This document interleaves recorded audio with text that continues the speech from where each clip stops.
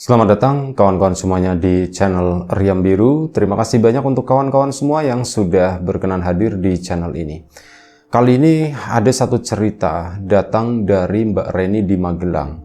Mbak Reni menceritakan tentang satu pengalaman horor yang pernah dialaminya sekitar tahun 2000-an awal. Jadi pada saat itu di tahun 2000-an awal tersebut, Mbak Reni beserta keluarga itu baru pindah rumah.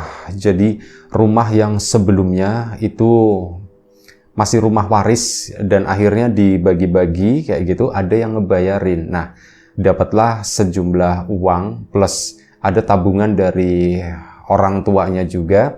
Akhirnya dibelilah satu rumah oleh keluarganya Mbak Reni. Itu masih teman bapaknya kayak gitu ya. Nah, akhirnya singkat cerita mereka pun pindah ke rumah baru tersebut di kampung yang baru juga. Bener-bener mereka sekeluarga itu orang yang ya bener-bener baru di sana. Gak ada satupun yang dikenal awalnya gitu ya. Pindahan ke situ mulai memperkenalkan diri ke tetangga kanan kiri depan sampai akhirnya udah resmi diadakanlah acara selamatan, ngundang-ngundang warga sekitar, konsultasi sama Pak RT juga.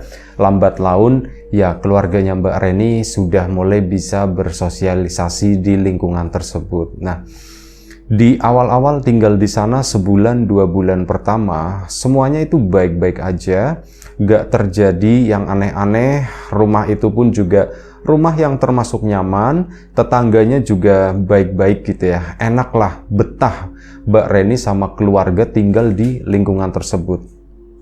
Sampai pada suatu malam, saat bapaknya Mbak Reni itu adalah salah satu hobinya adalah bermusik, yaitu pemain keroncong, megang gitar gitu ya. Nah, pada suatu malam, bapaknya Mbak Reni tersebut, atau Pak Sulhan anggap aja gitu ya, Pak Sulhan itu lagi deres gitu ya, lagi latihan keroncong, tangteng-tangteng sendiri, main gitar di ruang tamu.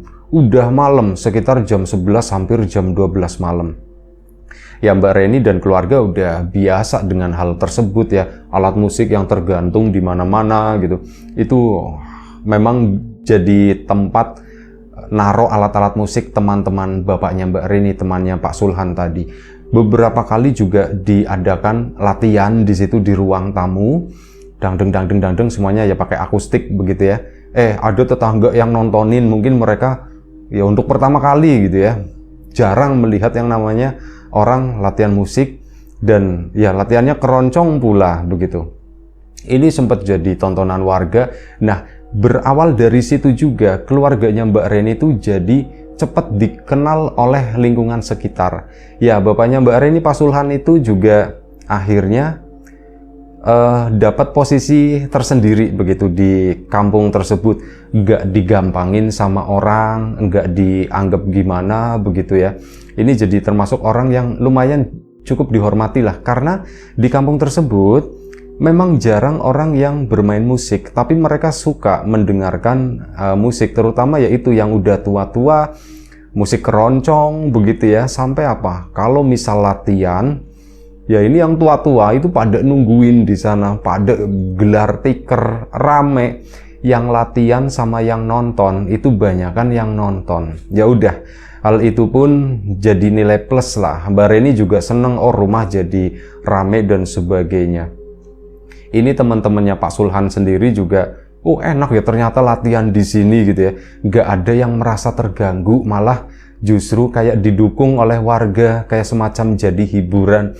Dan waktu itu 17 Agustus itu masih lama, ini udah di booking sama warga sana. Pak, nanti 17-an tampil di sini ya Pak ya. Pak Sulhan pun bingung, waduh gitu ya, gimana ini? Udah ada yang booking belum kita gitu ya? Belum mas, ya wis. Kalau belum ada yang booking, nanti kita main di sini ya, kata si Pak Sulhan. Sudah. Hal itu pun berlalu begitu ya, sampai suatu hari dan bapaknya Mbak Reni Pak Sulhan itu lagi menyendiri lah. Dia tuh lagi kelentang, mungkin susah tidur, biar agak sedikit ngantuk, mainan gitar dulu sebentar. Jam 11 hampir jam 12 malam, kelentang sendirian sambil hahe nyanyi lagu keroncong ya. tiba-tiba bapak itu mendengar, Pak Sulhan itu mendengar ada suara nyuwun gitu, suara seorang laki-laki. Nyuwun 2 kali. Pak Sulhan berhenti karena tadi dikiranya mungkin salah dengar atau gimana. Ini kok diulangi sampai 2 kali nyuwun. Akhirnya kan berhenti main gitar, ngelihat jam 11:30 lewat. Kok ada orang nyuwun, siapa gitu ya. Akhirnya apa? Gitar ditaruh, Pak Sulhan pun bangun, buka pintu. Dilongok begini ada seorang laki-laki, tapi ngadepnya tuh nggak membelakangi, cuman ngadepnya ke sisi rumah, jadi kelihatan cuman dari samping dan belakang ya. Akhirnya dibuka, ada seorang laki-laki pakai kemeja putih, badannya tuh keker gede, pakai topinya topi kayak topi rimba semacam itu, bawahnya tuh pakai celana pendek dan mohon maaf kakinya tuh buntung satu, kakinya cuman satu. Pak Sulhan pun buka pintu tadi dan Mas gitu kan, Pak nyuwun, kata si laki-laki tersebut, dan bilang nyuwunnya nggak ngadep ke arah Pak Sulhan, tapi ngadepnya masih ke arah samping rumah sana. Kata Pak Sulhan kan, makanya sekedap nggih Pak, tunggu sebentar Pak. Pak Sulhan pun tutup pintu lagi, cekrek ya, takutnya siapa begitu kan, ini untuk keamanan karena udah malam juga. Pak Sulhan masuk ambil recehan. Saat keluar ke sana, buka pintu, orangnya udah ndak ada. Lah, orangnya nggak ada. Kemana dia gitu kan? Dicariin sama Pak Sulhan gitu, ke sana kemari, ke samping rumah pun hilang orang tadi. Lah, berarti nggak jadi atau gimana? Ditutup lagi lah pintu tersebut. Nah, keesokan paginya Pak Sulhan itu cerita sama tetangga. Mas, aku semalam itu ada tamu, kata si Pak Sulhan. Tamu itu ya bukan tamu saya, itu orang bilang nyuwun, ada orang minta-minta, tapi malah, wah beneran Mas gitu. Si tetangganya lumayan cukup kaget. Iya beneran Mas, orangnya tuh laki-laki begini-begini ya. Yang digambarkan oleh tetangganya itu persis. Iya bener, emang sampean tahu dia sering minta-minta Mas. Kalau dia minta-minta Mas, jangan dikasih, katanya begitu. Loh, emang kenapa? Itu bukan orang, itu bukan manusia, kata si itu. Hah? Masa sih, kata si Pak Sulhan kan. Beneran Mas, itu udah banyak kejadian. Jadi dia minta-minta, ya minta-mintanya tengah malam kayak gitu, itu kan nggak wajar. Terus apa? Begitu dikasih Mas, mukanya katanya, mukanya itu bukan muka orang katanya. Loh emang mukanya kayak gimana? Loh sudah tahu, saya juga nggak lihat, cuman katanya, kata si warga itu mukanya serem banget. Dan tahu ndak Mas, kalau misalkan kita ngasih itu artinya ya nanti salah satu keluarga kita bakalan ada yang sakit, kata si bapak warga tersebut.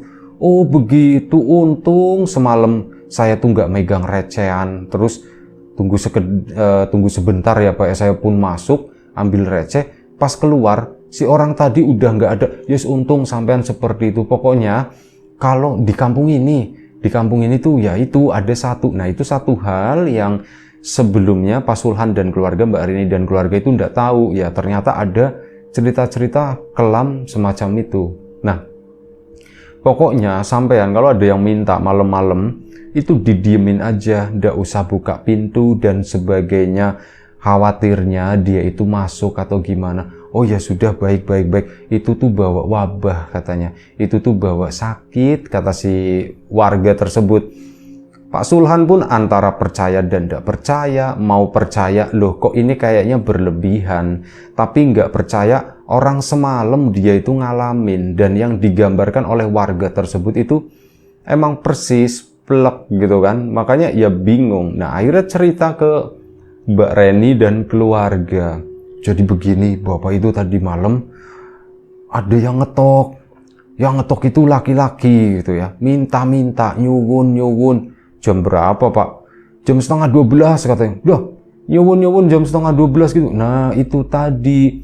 Dan orang tersebut itu kakinya cuma satu, kakinya buntung tapi nggak bawa tongkat, kata si bapak. Terus bapak ngasih Pak. Nah itu bapak pun nggak ngasih, kata warga. Sebaiknya jangan dikasih. Kalau ada yang bilang nyuwun seperti itu, udah diemin aja, nggak usah dibuka pintu, katanya. Loh emang kenapa Pak kalau dibuka Pak? Katanya nggak baik, bakalan ada orang di rumah yang sakit, kata si bapak. Ya untung bapak tadi malam nggak ngebuka Pak. Ya iya untung, kata si bapak. Ya wis lah, tapi ya ini antara percaya dan nggak percaya.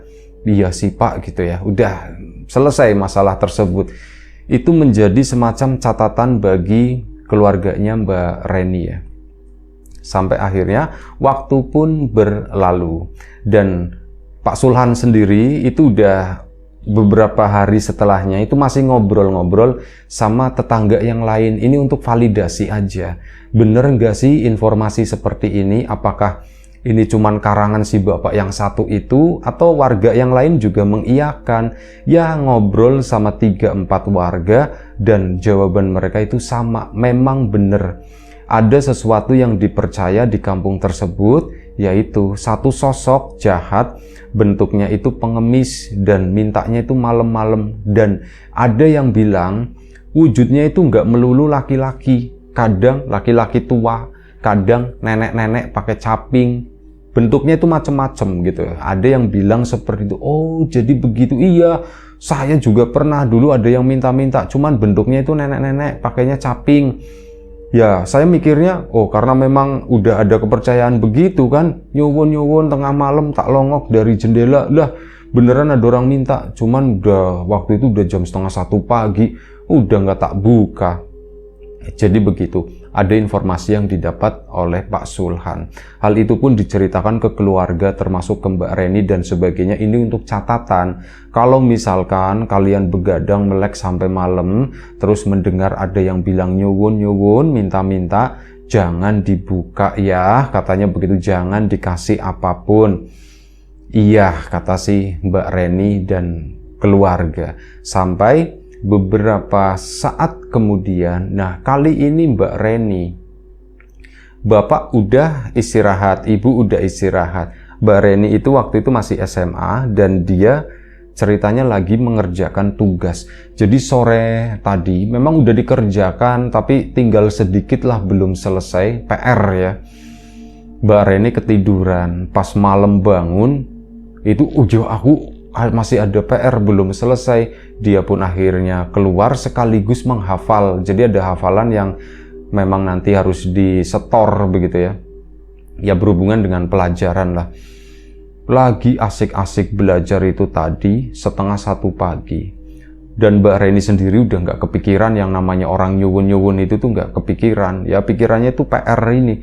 Tiba-tiba kedengeran suara nyuwun, nyuwun gitu.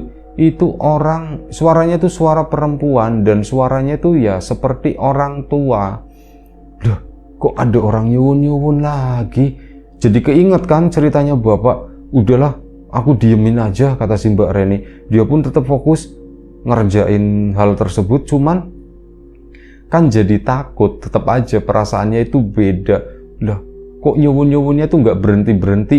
Memang jedanya itu nggak rapet gitu ya, cuman nyuwun sampai terakhir itu apa? Nyebut Mbak, nyuwun Mbak, ngomong kayak gitu, Mbak, nyuwun. Itu seperti itu dah. Kok seolah-olah tahu yang melek itu Mbak Reni, seorang perempuan biasa dipanggil Mbak gitu. Loh, kok dia tahu aku yang melek? Akhirnya apa? Langsung dipindahin ini buku-bukunya, masuk ke kamar ke sana. Masuk ke kamar, pintu pun ditutup grup gitu kan. Diem kayak gitu Mbak Reni. Nggak melanjutkan pekerjaan, cuman pasang telinga. Itu masih nyuwun-nyuwun ndak ya? Mbak, nyuwun Mbak, masih. Sampai akhirnya suara itu tiba-tiba jadi dekat. Mbak, nyuwun Mbak, kayak gitu. Dan Mbak Reni itu menyadari, suara ini kok kayaknya deket banget ya. Di mana ya? Mbak Reni ngelongok ke arah angin-angin, ke arah angin-angin kamarnya. Dan angin-angin tersebut itu sebenarnya ada ini jendela ya, di atasnya itu ada angin-angin. Nah, angin-angin tersebut sebenarnya ada kawat nyamuknya. Tapi anehnya itu apa?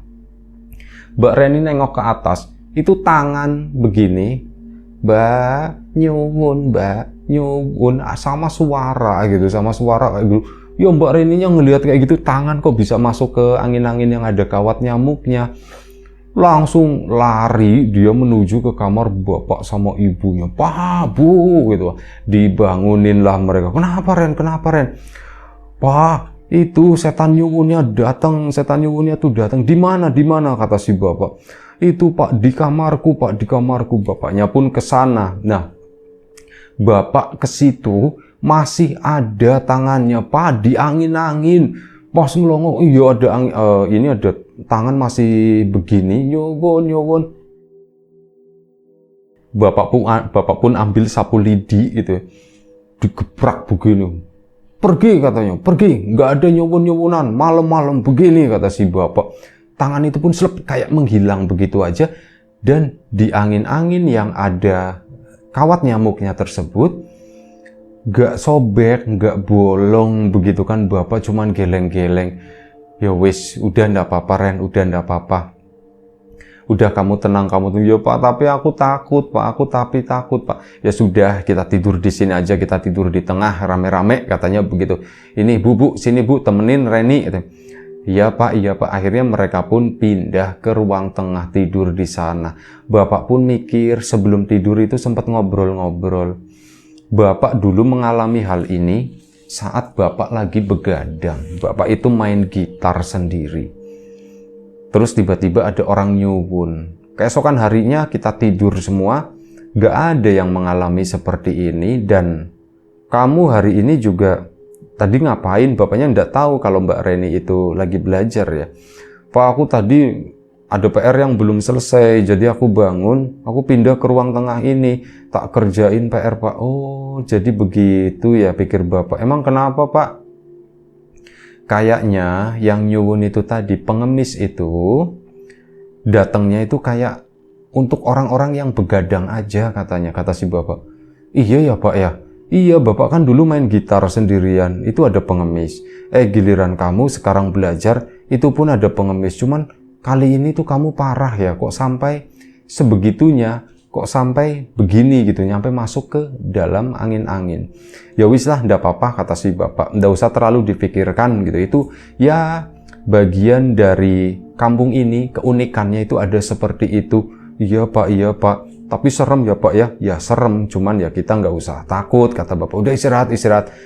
Pak, aku PR-nya belum selesai. Ya udah kerjakan, tak temenin sama bapak. Akhirnya ditemenin sama bapaknya. Selesailah. Begitu selesai, Mbak Reni pun istirahat. Keesokan paginya, Pak Sulhan itu konsultasi sama beberapa warga. Pak, semalam anak saya itu ngalamin seperti yang sebelumnya saya alami. Ada pengemis Pak, pengemis tengah malam. Terus gimana Pak? Ya itu, kali ini itu bukan laki-laki. Kalau dulu yang saya lihat itu laki-laki, dan sekarang kata anak saya itu suaranya seperti suara perempuan tua. Lah itu berarti yang pakai caping Pak gitu. Ya bisa jadi itu. Dan semalam tidak tahu yang dialami oleh anak saya itu lebih parah dari apa yang saya alami. Soalnya kayak dikejar sampai ke kamar, itu angin-angin, tangannya tuh masuk ke situ, begini, tangan orang tua, nyowon begitu. Ya anak saya ketakutan lah seperti itu, dan akhirnya itu tadi, bangunin saya bangun, tak cek ke kamar, masih ada Pak gitu. Masih ada Pak, iya masih ada tangannya, tak geprek pakai sapu lidi, baru slep ngilang, dan kawat nyamuknya itu nggak sobek Pak. Ya orang itu memang bukan orang, bukan manusia, itu tuh nggak tahu siapa gitu ya. Ya semoga nggak terjadi apa-apa ya. Saya itu udah 2 kali loh ngalamin begini. Iya ya Pak ya. Yang lain gimana? Pak Sulhan kan nanya. Kalau yang lain sih kayaknya cuma ngalamin sekali-sekali doang Pak. Atau jangan-jangan rumah Bapak diincer kali, ditakut-takutin malah begitu. Lah, jangan ditakut-takutin kayak gitu kata si Pak Sulhannya. Nanti saya takut ya. Saya sih nggak takut, cuman anak-anak saya nanti pada ketakutan. Soalnya ini udah 2 kali seperti itu kan. Iya Pak, mending begitu. Oh iya, saya tuh kepikiran kata Pak Sulhan. Kenapa Pak? Saya nggak tahu cerita-cerita detail orang-orang yang sebelumnya mengalami hal tersebut. Saya tuh kayak menangkap pengemis itu ngeganggunya, datangnya itu saat di dalam satu rumah ada orang yang masih begadang dan sendirian. Bener nggak Pak kayak gitu Pak? Waduh, nggak tahu sih ya. Mungkin iya kali Pak, bisa jadi seperti itu. Oh ya wis, artinya kita nggak boleh begadang sendirian, kata Pak Sulhan. Untuk mengantisipasi hal tersebut, kita jangan begadang. Akhirnya udah, itu kayak satu pendapat dari Pak Sulhan diomongin ke keluarga. Jadi begini, ini kalian jangan begadang sendirian, katanya begitu. Ibu Reni, kalau mengerjakan apapun, selesaikan secepatnya. Jangan ditunda-tunda, nanti malam begitu ya. Misal Reni ada PR atau apa gitu ya. Bilang ke bapak kalau memang udah ngantuk. Kalau misal ngantuk jadi tak bangunin, atau kalau misal kamu mau mengerjakan malam hari, ya tak temenin, kata bapak.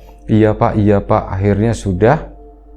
Dan waktu berjalan lumayan cukup lama. Udah sekitar 2 minggu memang nggak pernah begadang, dan yang namanya sosok nyuwun tadi, pengemis itu udah nggak pernah nongol lagi, udah nggak pernah ganggu lagi. Sampai suatu hari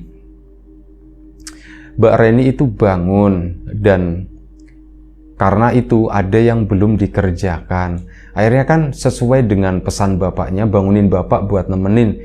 Akhirnya ditemeninlah si Mbak Reni tadi sama bapak.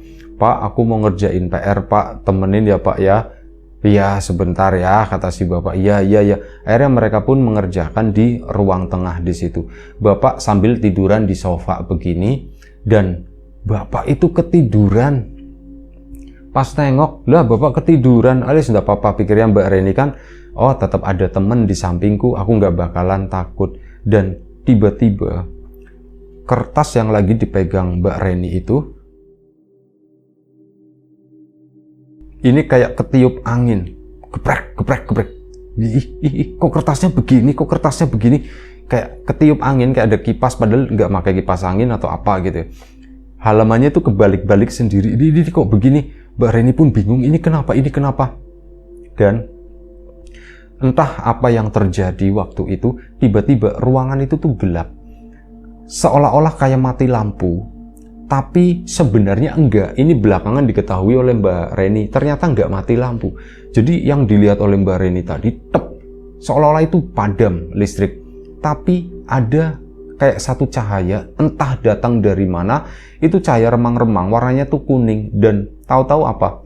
Udah berdiri di situ, udah berdiri di pintu antara ruang tengah dan ruang tamu, seorang nenek-nenek pakai caping. Nyowon kayak gitu. Mbak Reni langsung ngejerit gitu kan, jerit kenceng banget. Bapak itu langsung bangun, Mbak Reni itu dipeluk begitu. Kenapa kamu? Pak, itu apa? Bapaknya nyariin kemana-mana, itu nggak ada apa-apa di situ ya. Kenapa kamu? Disitulah Mbak Reni itu nyadar gitu ya. Ini udah terang lagi. Pak, aku didatengin. Kamu didatengin apa lagi?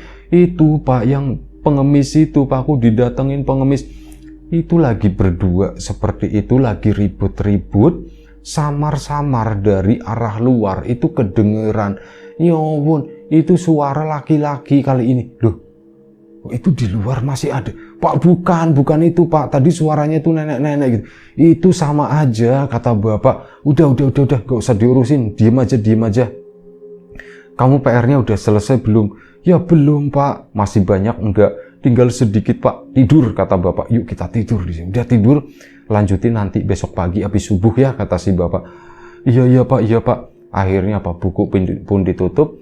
Mereka pun tidur, dan sepanjang malam itu, sepanjang Mbak Reni masih melek belum tertidur, dia itu mendengar suara minta-minta itu terus, nyuwun terus, itu dari arah luar, dari depan, samping, belakang, itu kayak diputerin. Tapi ya itu, Mbak Reni pun akhirnya tertidur. Nah, keesokan paginya baru melanjutkan PR-nya itu. Cerita sama ibunya, ya ibunya ketakutan gitu, adiknya juga ya pada ketakutan. Akhirnya gimana ini ya Pak, gimana? Ya wis, tidak apa-apa, nanti Bapak juga bingung, katanya begitu, apa yang harus dilakukan. Yang namanya orang begadang kan kadang keperluan ya, kok selalu begitu diganggu-ganggu terus katanya. Dan akhirnya ngobrol lah sama warga, dan kali ini ada kesempatan ngobrol sama Pak RT. Pak RT, saya itu bingung Pak RT, kok seperti ini terus ya Pak RT ya. Waduh, saya juga nggak ngerti Pak. Memang sebelumnya juga sempat rame di sini, banyak yang begitu-begitu, sampai akhirnya udah ngobrol sama Pak RT itu nggak ada solusi apapun. Dan sore harinya itu Bapak kedatangan tamu. Ada seorang tua namanya Pak Zubi itu datang ke rumah Pak Sulhan tadi. Pak Sulhan juga nggak kenal gitu ya, ini siapa. Bapak, ini rumahnya Pak Sulhan gitu. Iya Pak, saya sendiri Pak, katanya. Nama saya Zubi. Oh iya Pak Zubi, kenapa, ada apa? Minta waktunya sebentar, katanya. Iya Pak, ini berhubungan, saya tuh dengar cerita dari Pak RT katanya Bapak itu digangguin sama sesuatu yang minta-minta kalau malam gitu. Iya Pak, betul Pak. Oh, gini aja Pak, saya sih ini cuman saran gitu ya, tidak wajib, terserah Bapak mau melakukan atau enggak. Apa Pak, ada apa Pak? Begini, setahu saya rumah-rumah di warga ini di semua ya, hampir semua yang ada di sini itu udah nanam ayam Pak, katanya. Oh, nanam ayam gimana maksudnya Pak? Nyembelih ayam terus dikubur Pak di situ, di depan rumah katanya. Waduh, kata Pak Sulhan kan, aneh-aneh begini nih Pak Zubi. Ya itu sih cuman saran saya, Bapak nurut ya monggo, kalau nggak nurut enggak apa-apa, kata si Pak Zubi. Saya permisi dulu. Memang nggak lama Pak Zubi pun akhirnya pulang. Pak Sulhan pun akhirnya ngobrol sama warga yang lain kan di situ, tetangga. Pak, begini. Oh iya, sampean itu belum ya kemarin pas selamatan ya? Belum Pak. Sampean udah? Iya Pak, udah. Kami semuanya udah. Ternyata itu katanya, ya sesuatu yang nggak masuk akal gitu ya, mitos gimana gitu. Tapi Pak Sulhan pun karena nggak ada pilihan, ya wis lah, bismillah gitu ya, nyari ayam di pasar gitu, ayam biasa, dipotonglah di sana. Ya mubazir sih sebenarnya, cuman ya mau gimana lagi, adat lingkungan sekitar juga menyarankan seperti itu. Pokoknya aku bismillah lah untuk sesuatu yang terbaik gitu ya, itu dikubur di depan rumah di sana, langsung ditutup grep gitu. Dan bener, Pak Sulhan ngetes begadang gitu ya, begadang di situ sendirian main gitar, gak ada suara apapun. Terus si Mbak Reni pun sama, lagi ngerjain PR dan sebagainya, gak digangguin. Sampai akhirnya Pak Sulhan itu iseng-iseng, setelah lumayan cukup lama, 2 minggu setelah ngubur ayam tersebut, dia itu pengangguran, ngelongok ke arah jendela, melihat di luar itu seperti apa kondisinya. Nah, saat lagi ngelongok, Pak Sulhan itu melihat ada seorang laki-laki yang, mohon maaf, yang buntung itu. Dia itu kayak lagi ngambil sesuatu di tanah, dan di tanah itu adalah tanah tepat di mana ayam itu dikuburkan. Kayak lagi makanin sesuatu, seolah-olah di bawah sana itu, karena ketutup sama ini, jadi Pak Sulhan nggak melihat ya, cuman melihat si laki-laki itu bungkuk terus begini, kayak lagi makanin makanan seolah-olah di situ tuh lagi ada makanan begitu. Itu Pak Sulhan, oh iya ternyata bener, mereka tuh udah nggak minta-minta karena udah disediain makanan. Nah dari situ akhirnya Pak Sulhan pun cerita sama Mbak Reni begini, dan memang bener setelah itu nggak pernah lagi ada gangguan. Itu aja satu cerita dari Mbak Reni. Terima kasih banyak ceritanya Mbak Reni. Kawan-kawan di rumah juga terima kasih banyak atas support dan dukungannya apapun itu. Kawan-kawan subscriber, kawan-kawan membership, kawan-kawan yang udah kasih support dalam bentuk super thanks ke Riam Biru, kawan-kawan yang udah ngasih like, udah nge-share ke yang lainnya, juga kawan-kawan yang udah ninggalin komentar. Terima kasih banyak. Doa terbaik dari kami untuk kawan-kawan semua, semoga selalu diberi kemudahan dalam hal apapun, termasuk kemudahan dalam hal rizki. Yang sakit segera diberi kesembuhan, yang sehat tetap dijaga kesehatannya. Selamat menunaikan ibadah puasa bagi kawan-kawan yang menjalankan. Sampai jumpa di episode selanjutnya Riam Biru. Jaga kesehatan kawan-kawan semuanya. Assalamualaikum warahmatullahi wabarakatuh.